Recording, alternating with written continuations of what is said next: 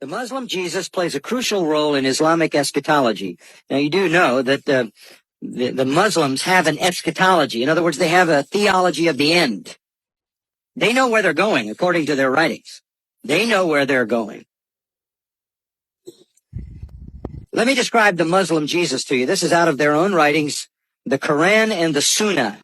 In their system, they have Jesus. Jesus was a man. He was not God. He did not die. He went to heaven like Elijah. He did not die, therefore he did not rise.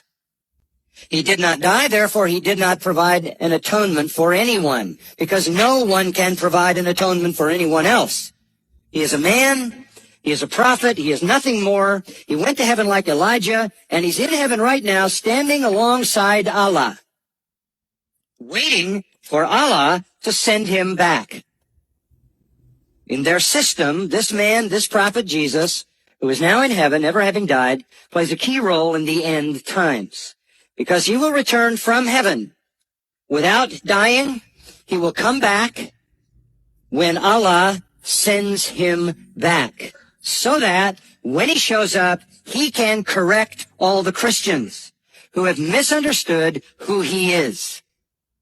The great event of the coming of Christ, of coming of Jesus, is so that this prophet, this man who comes back, can straighten out the misdirected, misguided, misconceiving Christians who think he was God, who died and rose again and provided atonement. He'll come back and straighten it out.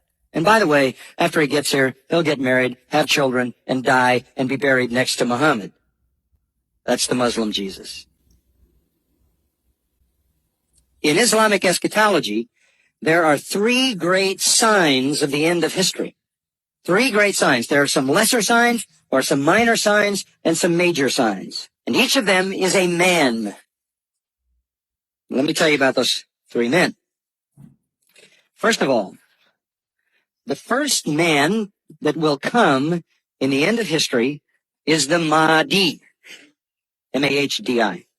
Sometimes he's called the 12th Imam. What is he coming to do?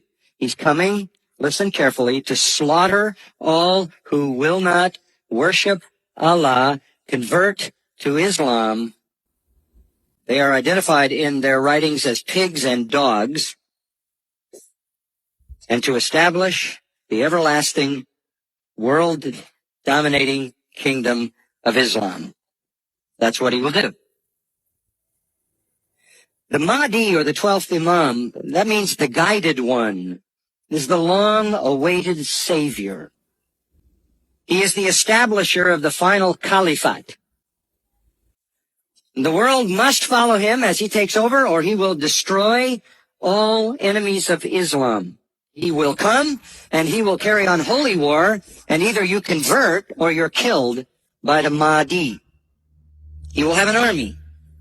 His army will be a massive army, and his army will go from nation to nation to punish the unbelievers.